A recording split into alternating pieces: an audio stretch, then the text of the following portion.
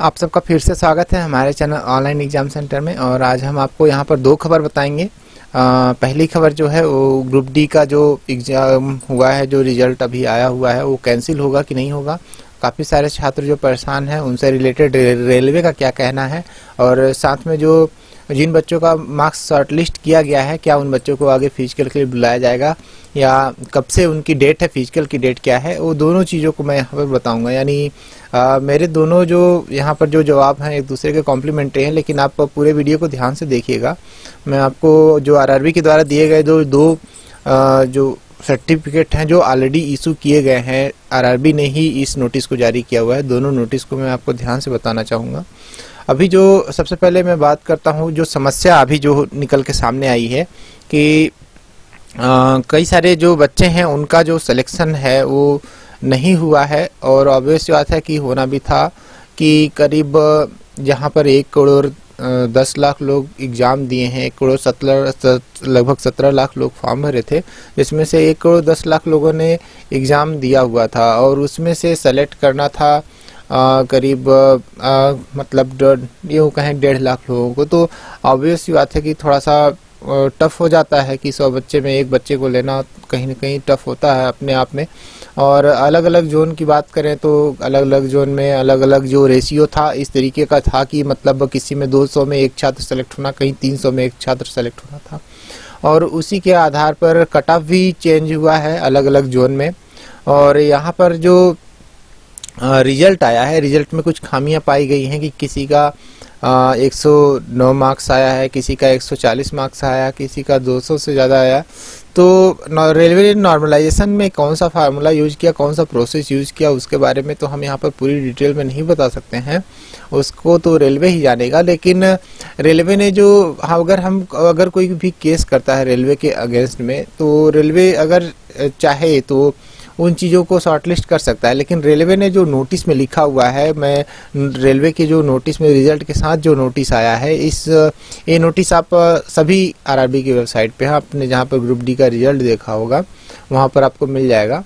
ठीक है, इससे पहले एक चीज़ और बताएं कि थोड़ा सा निराशा इसलिए भी हुई कि कई सारे बच्चे इसके लिए उम्मीद किए हुए थे, और ये बहुत बड़ा चांस था, जो 10वीं पास के भी बच्चे थे, और इसमें जो फिजिकल था, बच्चे काफ़ी दिनों से फिजिकल की तैयारी भी कर रहे थे।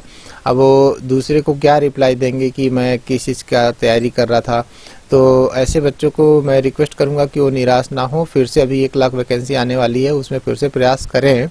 और रही बात जो रिजल्ट कैंसिल होने की, तो मैं रेलवे का क्या रिप्लाई है, रेलवे किस चीज़ को पॉइंट आउट किया हुआ है।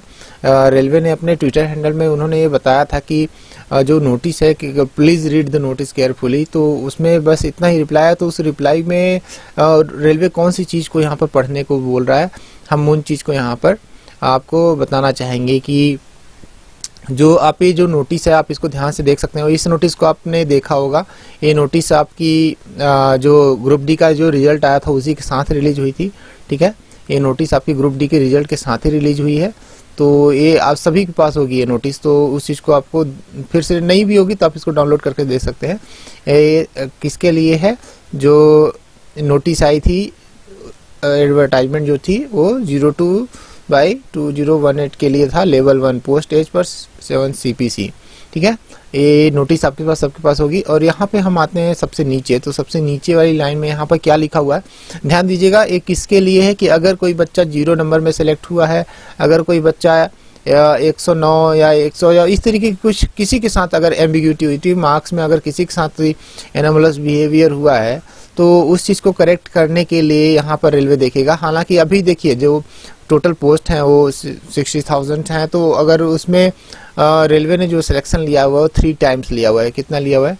3 टाइम्स लिया हुआ है। तो ऐसा नहीं है कि इसमें सभी के सभी फेक बच्चे गए हैं, इसमें जो मैक्सिमम मार्क्स वाले बच्चे हैं, इवन जो रेलवे का एग्ज़ाम था ऐसा नहीं था कि इसमें 75 से कम मार्क्स, 75 से अधिक मार्क्स वाले काफ़ी सारे बच्चे हैं, मतलब जो नंबर ऑफ़ स्टूडेंट्स हैं वो बहुत ज़्यादा हैं। तो इसी कारण की वजह से कम 6-7 जो रेलवे के जोन हैं उनमें कट ऑफ जो है वो जनरल कैटेगरी में अगर हम बात करें तो 70 से ऊपर गया हुआ है, ओबीसी का 70 के अराउंड है, और इसी तरीके से बाकी कट ऑफ्स गए हुए हैं। कुछ जो जोन है उनका थोड़ा सा कम गया है, जैसे बेंगलोर का कम गया है आपका। ठीक है, और तो ऐसी जगहों पर कट ऑफ थोड़ा सा कम गया है, तो सिकंदराबाद में कम गया है, बेंगलोर में कम गया है, दोनों जोन में थोड़ा सा कट ऑफ कम गया है। तो हो सकता है कि वहाँ से नंबर ऑफ स्टूडेंट्स कम रहे हो या कुछ पेपर क्राइटेरिया कुछ अलग ऐसा रहा हुआ हो। अब देखिए यहाँ पर कई चीज़ें हुई, नॉर्मलाइजेशन का बहुत बड़ा यहाँ पर क्यों मसला आ गया, क्योंकि जो पेपर है उसमें किसी में 4 क्वेश्चंस गलत हैं, किसी में 5 क्वेश्चन गलत हैं, किसी में 10-10 क्वेश्चंस भी गलत हैं। तो ये समस्या वहाँ पर आई है। ठीक है, तो इन क्वेश्चंस का रेलवे ने मार्क्स दिया या किस परसेंटेज पे निकाला ये भी हम यहाँ पर नहीं कह सकते। दूसरा, ये समस्या जैसे कि एग्ज़ाम फेयर होने की अगर हम बात करें तो जब कोई एग्ज़ाम 3 मंथ में, पहली बार ऐसा हुआ था जो इतने सारे स्टूडेंट इसमें अपीयर हुए थे, अगर कोई एग्ज़ाम 3 मंथ में हो रहा है और पर डे 3 अलग अलग शिफ्ट में हो रहा है, यानी कुछ बीच में गैप भी था, ऐसा नहीं है, तो फिर भी अगर हम बात करें कि जो टोटल ड्यूरेशन की बात करें तो 3 महीने में इस तरीके से टेस्ट हो रहा है, तो एक लंबा ड्यूरेशन भी हो जाता है। तो जो बच्चे पहले मंथ में दिए थे उनको थोड़े ज़्यादा मार्क्स, जो दूसरे मंथ में दिए थे उनको थोड़े कम, जो तीसरे मंथ में दिए थे उनको थोड़ा कम। टाइम का भी यहाँ पर उन्होंने, रेलवे ने थोड़ा सा इस चीज़ को नॉर्मलाइजेशन में कंसीडर किया हुआ है। तो अधिक मार्क्स होने के बावजूद भी कुछ लोगों का मार्क्स यहाँ पर कम भी हो सकता है या हुआ होगा। ठीक है, हालांकि ये रेलवे की ही गलती है, किसी को अगर लेट एग्जाम के लिए बुलाया जाएगा तो लेट एग्जाम देने ही जाएगा। और साथ में यहाँ पर कुछ लोगों का ये कहना है कि सर जैसे कि मेरे 50 मार्क्स आए हैं तो मेरा नॉर्मलाइजेशन होने के बाद कम से कम 70 या 60 इस तरीके से बढ़ना चाहिए। तो देखिए नॉर्मलाइजेशन के केस में क्या हुआ है कि ग्रुप डी का जो एग्ज़ाम था, कुछ कैंडिडेट्स ऐसे थे, देखिए अगर इसको हम सिर्फ इमोशनली अगर हम इसको समझना चाहेंगे तब तो ये गलत है, लेकिन अगर थोड़ा सा अगर हम देखें कि इसमें जो नॉर्मलाइजेशन होता है, आपने कितने मार्क्स कितने गलत क्वेश्चन, रॉन्ग क्वेश्चन कितने अटेम्प्ट किए हैं, कितने रॉन्ग क्वेश्चन अटेम्प्ट किए हैं, उसका भी नॉर्मलाइजेशन पे इफेक्ट पड़ता है। अगर आपने 50 सही किए हैं और आपने 30 गलत किए हैं क्वेश्चन, तो इसका टोटल इफेक्ट आपके आगे बढ़ने वाले मार्क्स पर पड़ेगा। ठीक है, और इनकेस अगर क्वेश्चन कम होते हैं तो आपका मार्क्स घट भी सकता है। ठीक है, तो आपका मार्क्स यहाँ पर घट भी सकता है। थोड़ा सा सुनने में अलग है, लेकिन आप अगर इसको प्रैक्टिकली देखें तो इसका इफेक्ट पड़ता है। अब देखिए जो बच्चा ऑलरेडी 80 क्वेश्चन करके आया, उसका 1-2 क्वेश्चन ही गलत है, और उसके अलावा रेलवे के द्वारा ही 10 क्वेश्चन गलत हैं जो कि हटा दिए गए, और पेपर भी थोड़ा सा अगर क्वेश्चन का लेवल हार्ड था, कई सारे शिफ्ट में क्वेश्चन हार्ड थे, बहुत ज़्यादा हार्ड थे, और कई सारे शिफ्ट में क्वेश्चन बहुत ज़्यादा नॉर्मल क्वेश्चन थे, अगर हम कहें तो बहुत ज़्यादा नॉर्मल या मतलब बहुत आसान क्वेश्चन थे। तो इसका भी नॉर्मलाइजेशन में इफेक्ट पड़ा है। देखिए नॉर्मलाइजेशन में इफेक्ट ये पड़ता है कि अलग अलग शिफ्ट की अगर हम बात करें, नॉर्मलाइजेशन में डिपेंड करता है कि जो ऑन एन एवरेज मार्क्स कितना है। ठीक है, उस दिन का, उस शिफ्ट का पूरा एवरेज मार्क्स निकाला जाता है। ठीक है, उस एवरेज मार्क्स से मीन डेविएशन निकाला जाता है, उसी चीज़ को वहाँ से फाइंड आउट करके नॉर्मलाइजेशन प्रोसेस की जाती है। बाद में उसके अलावा कितने क्वेश्चंस गलत हैं, कितने क्वेश्चंस आपने अटेम्प्ट करके गलत किए हुए हैं, वो सारी चीज़ें इसमें देखी जाती हैं। तो हालांकि ये फिर भी इसके बावजूद ये कहना कि 100 से ज़्यादा मार्क्स कैसे आ रहे हैं, ये हम पॉसिबल तो नहीं है। रेलवे ने अपना क्या फार्मूला यूज किया है, इसने नॉर्मलाइजेशन 100 नंबर पे किया हुआ है या 150 नंबर पे किया हुआ है, ये अभी क्लियर नहीं है। तो ये जो सारी चीज़ें हैं ये रेलवे जरूर क्लियर करेगा। ठीक है, तो उससे पहले हम यहाँ पर देखते हैं कि रेलवे ने जो सिलेक्शन प्रोसीजर है उसके रिगार्डिंग रेलवे ने क्या कहा हुआ है। ठीक है, उसके रिगार्डिंग रेलवे ने यहाँ पर क्या कहा हुआ है, तो हम आइए देखते हैं। इसको थोड़ा सा हम यहाँ से हटा दें। ठीक है, अब यहाँ पे देखिए जो रेलवे के द्वारा कहा गया है कि the candidate of all the shortlisted the candidature of all the shortlisted candidate for PET is purely provisional. Purely provisional है, यानी अभी जिनका यहाँ पर जिनको पीईटी के लिए कॉल किया गया है, इनको पीटी के लिए यस लिखा हुआ आ रहा है, जरूरी नहीं है कि इनका सिलेक्शन आगे हो। अगर इनके मार्क्स 0 पॉइंट समथिंग आ रहे हैं तो डेफिनेटली इस बच्चे को आगे प्रमोट नहीं किया जाएगा, उसको वहीं से बाहर कर दिया जाएगा। ठीक है, तो ऐसे कम नंबर वाले बच्चों को बिल्कुल भी सिलेक्ट नहीं किया जाएगा। प्रोविजनली प्योरली प्रोविजनल है। ठीक है, and is liable to be cancelled again.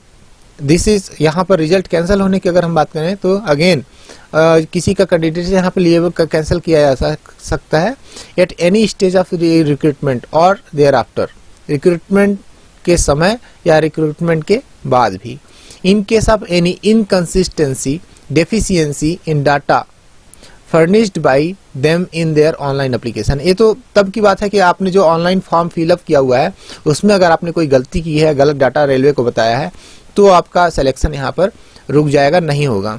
Any malpractice on the part of candidates coming on the notice of RRB और RRCs at any stage of recruitment process, या आपने कोई भी गलत तरीका इस्तेमाल किया हुआ है, अगर वो चीज़ का पता चलता है तो भी आपका यहाँ पर सिलेक्शन आगे नहीं होगा। तो ये तो थी, चलिए ठीक है, आरआरबी के द्वारा, मतलब ये आपका पर्सनल, अगर आपने कुछ गलती की है तो इसमें आरआरबी का कोई रोल नहीं है। अब यहाँ पर देखिए आगे, it may be noted that merely calling a candidate for PET does not entitle him or her in any way to any appointment in the railways। यानी अगर किसी को PET एग्जाम के लिए बुलाया जा रहा है तो इसका मतलब ये नहीं है कि वो रेलवे में सेलेक्ट हुआ है, ठीक है। अभी आगे आपका एग्जाम होना है। अगर यहाँ पर हम देखें कि 3 टाइम्स अगर कॉल किया गया है तो 3 में से सिर्फ एक बच्चा ही सेलेक्ट होने वाला है, ठीक है, 3 में। अब यहाँ पर देखिए ऐसा नहीं है, मेरिट बनेगी तो मेरिट में उन्होंने 2 टाइम्स यहाँ पर सिलेक्शन किया जाएगा, 2 टाइम्स सिलेक्शन होंगे और बाकी लोगों को वेटिंग में रखा जाएगा, ठीक है। वाइल यहाँ पे देखिए, अब जो मेन पॉइंट जो मैं आपको बताना चाहता हूँ, यहाँ पे जिस पॉइंट को ध्यान से देखना है आपको, while every care has been taken, while every care has been taken in preparing the list of candidates shortlisted for PET RRB oblique RRCs reserve. अब देखिए यहाँ तक हम बात करते हैं, अगर पीईटी बात कर रहे हैं कि जो कैंडिडेट शॉर्टलिस्ट किए गए हैं पीईटी एग्जाम के लिए, उनको यहाँ पर सेलेक्ट करने में रेलवे ने बहुत सारी चीज़ों का ध्यान रखा हुआ है और उस चीज़ को रेलवे ने बहुत सारा जैसे टाइम भी लिया हुआ था। आपका रिजल्ट आने वाला था 13 तारीख को, 13 को रिजल्ट ना आके उसने जो ये टाइम लिया हुआ है आपका करीब 15-16 दिन का, तो वो जो चीज़ है वो रेलवे ने इसी चीज़ को शॉर्टलिस्ट करने के लिए या इसी चीज़ को क्लियरिफाई करने के लिए उन्होंने टाइम लिया हुआ था। अगला देखिए कि यहाँ पर रिजर्व आरआरबी जो है वो reserve the right to rectify any inadvertent error और टाइपोग्राफिकल और प्रिंटिंग मिस्टेक। यहाँ पर देखिए ये जो मेन शब्द है जिसको मैं आपको बताना चाहता हूँ आपको, जहाँ पे लिखा है इनएडवर्टेंट एरर और टाइपोग्राफिकल और प्रिंटिंग मिस्टेक, यानी अगर कोई प्रिंटिंग मिस्टेक हुई है, अगर कोई प्रिंटिंग मिस्टेक हुई है किसके द्वारा, आरआरबी के द्वारा, तो भी वो बच्चा आगे सेलेक्ट नहीं किया जाएगा, ठीक है। Regret inability to entertain any correspondence from the candidates who have not been shortlisted, ठीक है। यहाँ पर देखिए कि अगर आरआरबी यहाँ पर कोई मिस्टेक करती है तो उस चीज़ को भी आगे वो किसी भी समय पर भी उसको करेक्ट कर सकती है, ठीक है। तो इस चीज़ को आपको ध्यान में रखना है। अगला जो यहाँ पर है कि यहाँ पर लिखा है जो लोग सेलेक्ट हुए हैं वो रेगुलरली वेबसाइट को अपडेट करते हैं। अब मैं आपको ये जो वीडियो था अब इसको बनाने का मैं आपको पूरा मोटिव बता देता हूँ कि आरआरबी क्या है कि उसने जो सेलेक्ट किया हुआ है उसमें जो बच्चे सेलेक्ट हुए हैं वो हायर मार्क्स वाले ही सेलेक्ट हुए हैं। अब रही बात उनका जो मार्क्स आने का, तो कुछ गलतियां हुई हैं, कुछ अब देखिए सॉफ्टवेयर है और कुछ न कुछ उसमें मल प्रैक्टिस तो हो ही जाती है। और रेलवे ग्रुप डी इतने लंबे समय तक एग्जाम चला हुआ था तो उसमें ह्यूमन एरर और टेक्निकल एरर और बाकी सारी चीज़ों के बाद ये रिजल्ट आया हुआ है। तो रिजल्ट का 100% एक्यूरेट होने की संभावना तो बिल्कुल कम है और इसको रिमूव भी नहीं किया सकता। ये बाय डिफ़ॉल्ट एरर घुस जाता है। जैसे आप लॉन्ग चैनल पे अगर कोई सिग्नल भेज रहे हैं तो उसमें नॉइस ज़्यादा इंट्रोड्यूस हो जाता है, तो सेम वही प्रोसेस यहाँ पर हुई है। लेकिन फिर भी जो रेलवे ने सेलेक्ट किए हैं कैंडिडेट्स वो 3 टाइम्स ऑफ वैकेंसीज है। तो अब इस 3 टाइम वैकेंसी में जिन बच्चों का कम मार्क्स पर सिलेक्शन हुआ उनको वहाँ से आउट कर दिया जाएगा, क्योंकि रेलवे ने यहाँ पर क्लेरिफाई किया हुआ है। और जो बच्चे बाकी बचे हुए हैं उसमें से 2 टाइम्स बच्चों का सिलेक्शन किया जाएगा और पहले जो जिनके अधिक मार्क्स होंगे उनको प्रेफरेंस के अकॉर्डिंग उनको पोस्ट दी जाएगी और उसके बाद जो बाकी बच्चे हैं उनको वेटिंग में रखा जाएगा। अब सारे बच्चे जो इसमें सेलेक्ट होते हैं वो इस जॉब को नहीं करते हैं, क्योंकि वो बाद में इसमें जाने के बाद सूटेबल अपने आप को फील नहीं करते या बाद में किसी दूसरी जॉब में स्विच कर जाते हैं, क्योंकि वही बच्चे अभी एएलपी में भी क्वालिफाई करेंगे, वही बच्चे टेक्नीशियन में भी क्वालिफाई करेंगे और वही बच्चे अभी एनटीपीसी का एग्जाम है उसमें भी क्वालिफाई करेंगे। तो ये लोग जब अपनी जॉब छोड़ देते हैं तो फिर इस सीट से यहाँ पर फिलअप किया जाता है। हालांकि जितने भी बच्चे इसमें सेलेक्ट होंगे वो पूरे के पूरे इसमें यहाँ पर जॉब उनको मिल जाएगी अगर उन्होंने फिजिकल क्वालिफाई कर लिया हुआ है। तो पीईटी अगर उन्होंने क्वालिफाई कर लिया हुआ है तो लगभग सभी बच्चे उसमें एडजस्ट हो जाते हैं, क्योंकि आधे बच्चे सेलेक्ट होने के बाद भी इस जॉब को छोड़ देते हैं, क्योंकि जॉब थोड़ी सी हार्ड होती है, हार्ड वर्किंग होती है। ठीक है, तो बाकी बच्चे दूसरे जॉब में शिफ्ट कर लेते हैं। ये तो थी इसके बाद। अब आपको बताते हैं कि ये तो थी हमारी पहली बात। दूसरी बात जो है कि रेलवे ने पीईटी की डेट ऑलरेडी अनाउंस कर दी हुई है।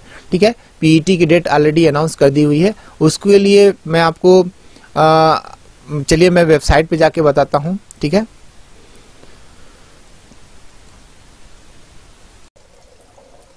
सबसे पहले हम यहाँ पर आ जाते हैं आरआरबी मुंबई के साइट पे। ठीक है, तो यहाँ पर आप जाके टाइप कीजिए www.rrccr.com। ठीक है, तो ये आरआरबी मुंबई की साइट है। आप इसको जैसे ही ओपन करेंगे तो आपको यहाँ पर इस तरीके से आरआरबी मुंबई की साइट मिलेगी। आपको इसमें इंटर दबाना है। इंटर दबाने के बाद आप यहाँ पर जाएंगे तो जो सबसे पहले आपको यहाँ पर दिख रहा होगा कि general instructions to candidate appearing for physical efficiency test in Central Railway, तो आप इस पर जैसे ही क्लिक करेंगे तो यहाँ पर आपको एक पीडीएफ इस तरीके से ओपन होके आएगा। अब इस पीडीएफ में देखिए लिखा हुआ है कि PET is expected to start from 27 March, यानी ये जो पीईटी जो स्टार्ट होने वाला है वो 27 मार्च से या इसके बाद से स्टार्ट होने वाला है। ठीक है, in different batches.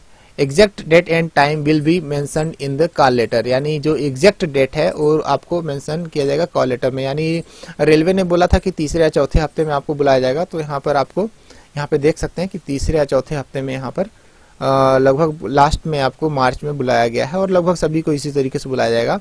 Exact date सबकी अलग अलग होगी क्योंकि सारे लोगों को एक साथ इंटरटेन नहीं किया जाएगा। तो यहाँ पर आप देख सकते हैं कि फिजिकल के लिए भी उन्होंने कॉल किया हुआ है। ठीक है, और ये जो नोटिफिकेशन है 5 मार्च को रिलीज हुई थी, यहाँ से आप देख सकते हैं। और इसके अलावा जो ऑलरेडी कंडीशंस तो आप जानते होंगे कि मेल के लिए क्या करना है, फीमेल के लिए क्या करना है। आपको 35 किलो लेके 2 मिनट तक इसमें वॉकिंग करनी है और बिना वजन को रखे हुए, और लड़कियों के लिए 20 किलो का वजन 100 मीटर तक लेके चलना है और वो भी 2 मिनट में इसको कंप्लीट करना है। सेम है, बस टाइम का थोड़ा डिफरेंस है। लड़कियों को 1000 की जो डिस्टेंस है उसको 5 मिनट 40 सेकंड में कवर करनी है और लड़कों को उसी 1000 मीटर की जो डिस्टेंस है उसको 4 मिनट 15 सेकेंड में इसको कंप्लीट करनी है। तो आप इस चीज़ को ध्यान में रखिए। और जिन बच्चों का सिलेक्शन नहीं हुआ है उनसे हम यही कहेंगे कि आप रेलवे उस चीज़ को आगे अपने हिसाब से उसको हैंडल करेगा और फिर भी हम आपको बेस्ट ऑफ लगेंगे। तो आप जिनके साथ तो थोड़ी बहुत गलती हुई है, जो इससे सफर हुए हैं, वो प्रयास करते रहें और उम्मीद है कि उनके साथ अच्छा ही होगा। और इसके अलावा रेलवे तो अभी इसमें कोई चेंज नहीं करने वाला है। और इसके साथ जो बच्चे अभी सेलेक्ट नहीं हुए हैं वो एनटीपीसी का एग्ज़ाम भरें, अगर भर सकते हैं तो। इसके अलावा जो आरआरबी ग्रुप डी की फिर से वैकेंसी आने वाली है उसमें अप्लाई करें। All the best.